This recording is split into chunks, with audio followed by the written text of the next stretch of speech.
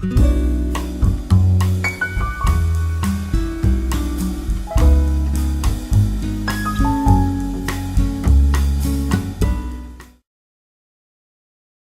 the vinyl community and YouTube. It's great to be back here in my music room and filming in front of the records again after several movies where I have been out filming with my iPhone. So it feels almost unusual to be doing a normal movie again. Hello there, Spinnin Greek, aka Stavros. This is a response to your contest. Congratulations to your subscribers. I'm pretty new to your channel, but it's going to be very interesting to discover you and your music. You seem to have a very great musical taste, so that you like jazz among others. So it's going to be very interesting. You have a contest, and I felt like, since it felt like almost an eternity since I did a contest almost, why not I do a response to your contest, and I thought it was a very interesting one. So here we go. You had 5 questions. First you wanted me to name my favorite album of 2016, and that one was the absolute toughest one, because I almost don't listen to any music from today, so that one was the toughest. I haven't bought any album from 2016. I have a couple from 2015 that I will show in my next vinyl CD update, but not 2016.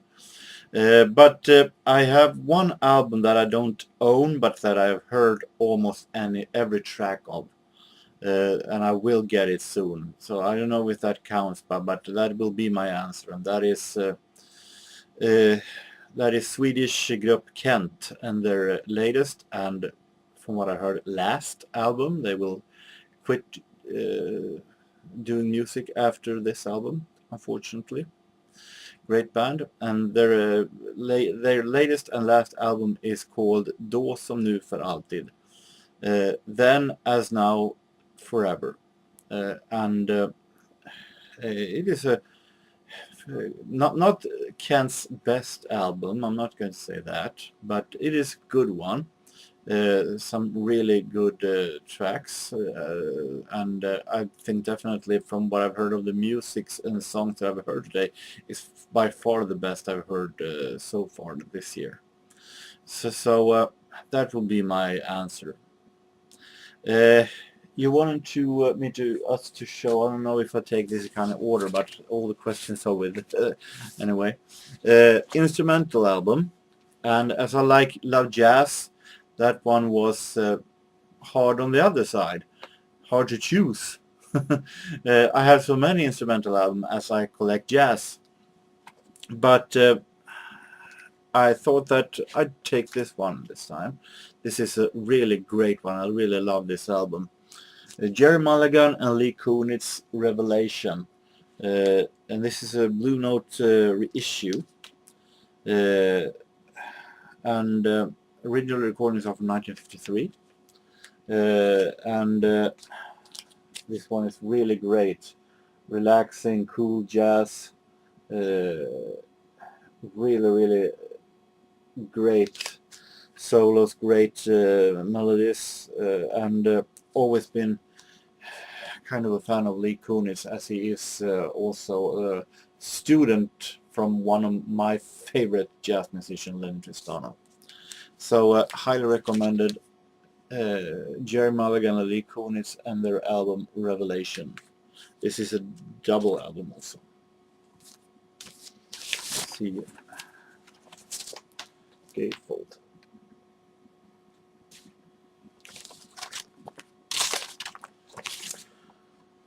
Okay. Cover art. You wanted me to show an album with the great cover art, or you wanted us to show that. And normally when it comes to album cover art, there is one band that I always seen as my favorite one. That is Earth, Wind and Fire. Their album covers are so magnificent. This is I Am. But I'm not going to choose that one. This is just an honorable mention. Because I think I've shown that one so many times. But it's another cover art that I think is really, really nice done. That I really, really like. Actually, a new favorite in the list of great cover arts. I bought this one in Stockholm just recently. And that is the Carpenters and their Now and Then album. And this one is here.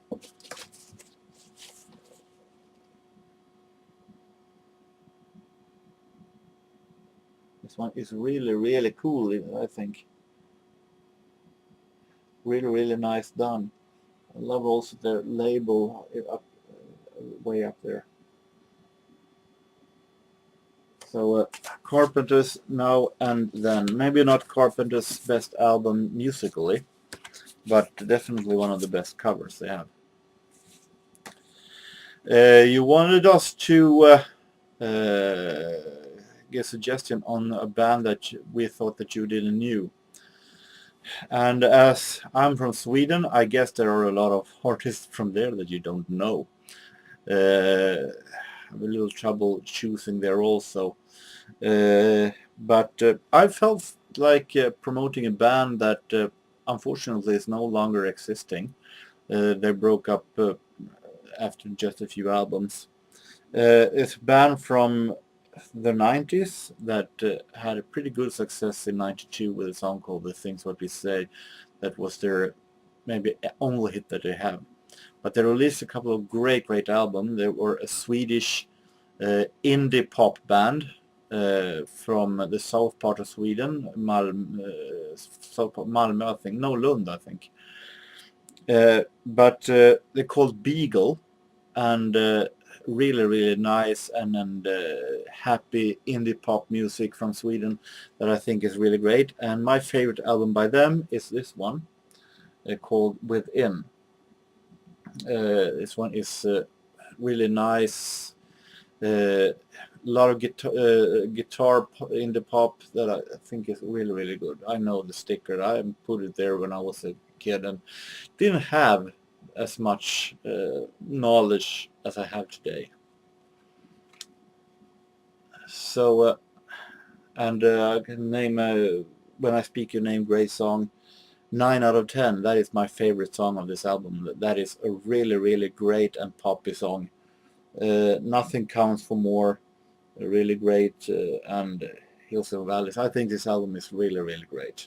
Highly recommended. Beagle Within from 1993.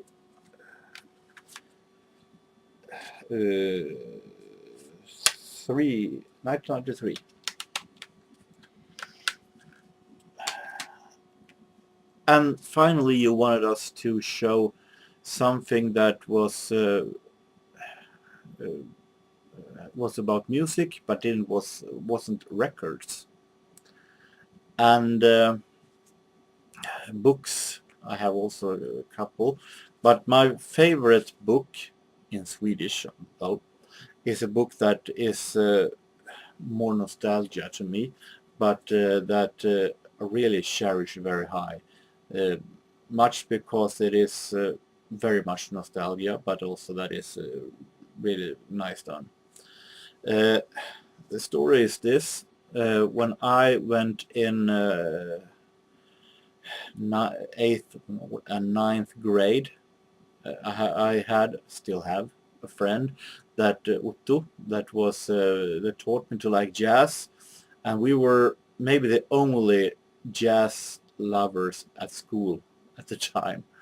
And at the school library, there was one really good jazz book. Actually, there were two jazz books. There was one about modern bebop jazz, but it wasn't containing any pictures. I was pretty new to jazz back then, but I still love the pictures. I love that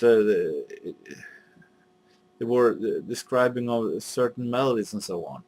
and that book only was long lyrics of describing. I thought it was pretty boring, but it still was a book of jazz. But our favorite book was a dictionary, very small one from 1955, called Jazzboken, the jazz book.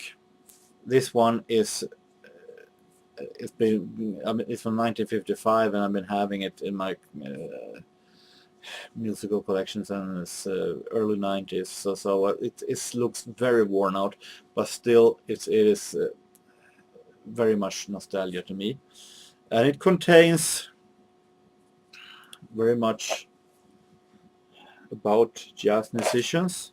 This was heaven for us two young jazz lovers.